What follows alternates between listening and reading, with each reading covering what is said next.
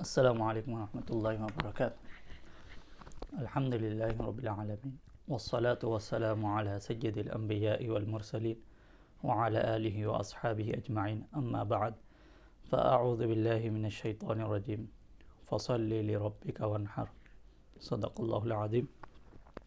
معزز سامعین، آج میں آپ کے سامنے قربانی کی فضیلت و اہمیت بیان کرنا چاہتا ہوں۔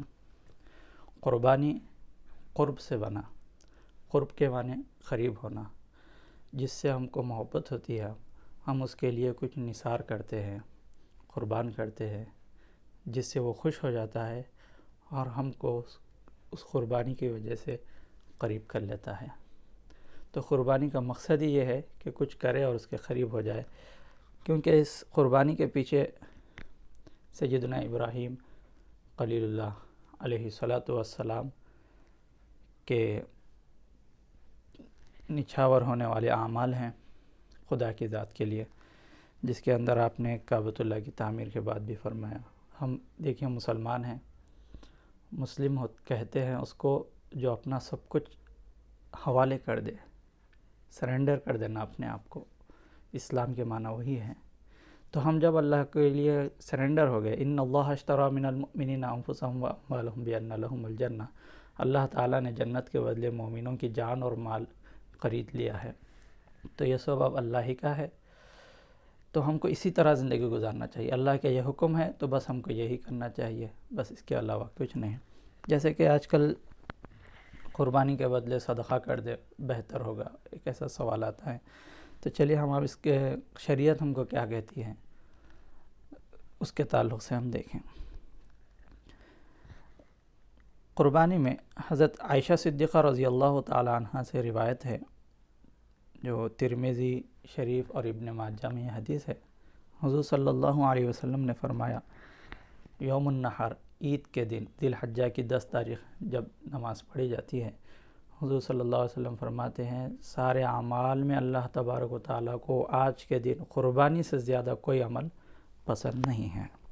یہ کیوں اس لیے آیا کہ اس دن خاص طور سے قربانی اور یہی عمل کرے، دیگر کوئی عمل کرے تو اس کا ثواب ہے، لیکن قربانی جیسا ثواب اس دن سے بڑھ کر کوئی عمل کا اتنا ثواب نہیں ہے۔ پھر حضور صلی اللہ علیہ وسلم حدیث کا میں اقتباس بیان کر رہا ہوں جو ترمذی میں اور ابن ماجہ میں ہے۔ حضور صلی اللہ علیہ وسلم نے فرمایا کہ یہ قربانی کا جانور قیامت کے دن اپنے سنگوں، بالوں اور کھروں کے ساتھ آئے گا، یا اس کے نام اعمال میں اس کے کاٹنے کا ثواب رہے گا، یا دیگر احادیث کے تشریحات اور دیگر میرۃ المناجی وغیرہ میں آتا ہے کہ وہ پلصراط پر وہ جانور آئے گا۔ خون زمین پر گرنے سے پہلے اس کو قبول کر لیا جائے گا، اتنا جلدی وہ عمل قبول ہوگا۔ حضور صلی اللہ علیہ وسلم اس حدیث میں آخر میں فرماتے ہیں اس لیے تم خوش دلی سے قربانی کیا کرو، خوش دلی سے کیا کرو، ان کے باتوں میں آ کے بہکاوے ہمیں کرنا نہیں کرنا چاہیے، نہیں کرنا چاہیے، اسے پریشانی میں نہیں، یہ خوشخبریاں میں تمہیں سنایا ہوں تو تمہیں خوش دلی سے کرنا چاہیے۔ اسی طرح مسند احمد اور ابن ماجہ کی بھی ہے کہ صحابہ نے حضور صلی اللہ علیہ وسلم سے فرمایا یا رسول اللہ یہ قربانیاں کیا ہیں؟ حضور صلی اللہ علیہ وسلم نے فرمایا سنت ابیکم ابراہیم، تمہارے والد ابراہیم کی سنت ہے، سنت یعنی طریقہ، لیکن یہاں پر جس انداز میں حضور صلی اللہ علیہ وسلم کہہ رہے ہیں اس میں اگر اردو کا لفظ استعمال کیا جائے تو یہ ہوگا کہ قربانی یہ تمہارے باپ ابراہیم کی ایک ادا ہے جو خدا کو اتنی پسند آئی کہ ہم کو بھی وہی کرنے کا حکم دیا، اسی لیے ہم کو قربانی ہی کرنا چاہیے۔ قربانی کے بدلے صدقہ کیا جائے تو پھر قربانی باقی کی باقی ہی رہے گی۔ اس کو ایک مثال کے طور پر ایک مثال دیتے ہیں کہ ایک شخص ہے جس کو آپ کھانے پکانے کے لیے مخصوص مقرر کیے ہیں، جب آپ گھر آتے ہیں تو وہ بولتا ہے کہ میں نے آپ کے گھر کو جھاڑو دے دیا، سب صاف کر دیا، کپڑے دھو دیا، استری کر دیا، سب رکھ دیا، ہم خوش ہو جاتے ہیں۔ جب اس سے کہتے ہیں کہ کھانا پکایا، اس نے کہا کہ نہیں، تو بتائیے کہ اس کا جو ضروری کام تھا وہ چھوڑ کر جو دوسرے اچھے کام کیا ہے اس پہ تو خوشی ہوگی، لیکن اصل جو کام کیا ہے وہ باقی ہی رہے گا اور اس کو کوئی تنخواہ نہیں دی جائے گی، کہا جائے گا کہ تم کو جو ذمہ داری دی تھی وہ تم پر لازم ہے۔ تو قربانی کے ان مخصوص دنوں میں یہی کام سب سے افضل ہے، اس کے بدلے کوئی اور کام کیا جائے گا تو تب بھی یہ قربانی جس پر واجب ہے وہ باقی ہی رہے گی۔ اب رہی بات کہ ہر سال قربانی واجب رہے گی. اچھا یہ کہ قربانیاں تمہارے باپ ابراہیم کی ادا ہے، وہ ادا اپنانی چاہیے. پھر حضور صلی اللہ علیہ وسلم سے صحابہ قربان جائے ایک انداز سے پوچھتے ہیں ہم کو اس میں کیا ملے گا، یعنی کیا ثواب ملے گا، اس کا کیا اجر ملے گا. حضور صلی اللہ علیہ وسلم فرماتے ہیں اس کے ہر بال کے بدلے نیکی ملے گی. یعنی ہم یہ سمجھتے ہیں کہ قربانی میں سب سے بیکار چیز اس کے بال ہیں، اس کا کوئی اعتبار نہیں. لیکن تم حضرت ابراہیم علیہ السلام کی اس ادا کو جو اللہ نے صاحب استطاعت پر واجب کیا ہے، جب اس کو ادا کرتا ہے تو اللہ اس سے اتنا خوش ہوتا ہے کہ وہ یہ جانور کے بال کا کوئی اعتبار بھی نہیں کرتا، لیکن خدا اس کا اعتبار کر کر اس بال کا بھی اس کو ثواب دیتا ہے. اس سے قربانی کی اہمیت و فضیلت ہم کو سمجھ میں آتی ہے کہ اللہ تبارک و تعالیٰ اس جانور کے بال کی بھی اہمیت رکھتا ہے جو ہم نہیں رکھتے. ہم قربانی دینے میں اس کی اہمیت نہیں رکھتے، وہ ثواب دینے میں اس کو بھی کاؤنٹ کرتا ہے. یہ اللہ تبارک و تعالیٰ اتنا پسند کرتا ہے اس عمل کو. صحابہ نے پوچھا یا رسول اللہ مینڈے میں جو اون ہوتی ہے وہ تو چھیلے سے زیادہ اس میں بال ہوتے ہیں، تو کیا اون میں بھی ہر بال کے بدلے نکلا ہے نا، اس کی تو وہ بھی ویلیو نہیں رہتی. تو حضور صلی اللہ علیہ وسلم نے فرمایا ہاں یہ تھا دینے کرنے والے کی فضیلت، اس کی اہمیت.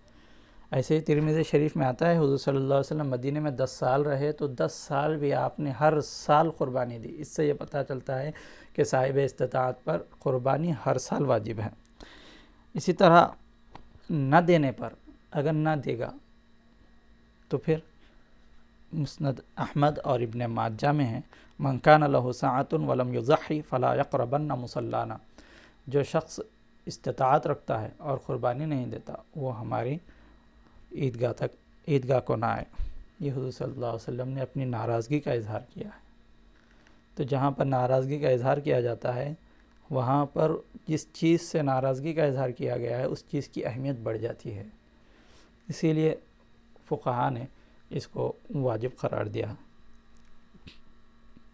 اسی طرح آپ دیکھیں کہ بہت ایک لوگ یہ کہتے ہیں کہ صدقہ کر دے قربانی کے بدلے، ایسی کوئی بات نہیں ہے، بلکہ جس پر واجب ہے وہ ضروری ہے، اس کو کرنا ہی چاہیے.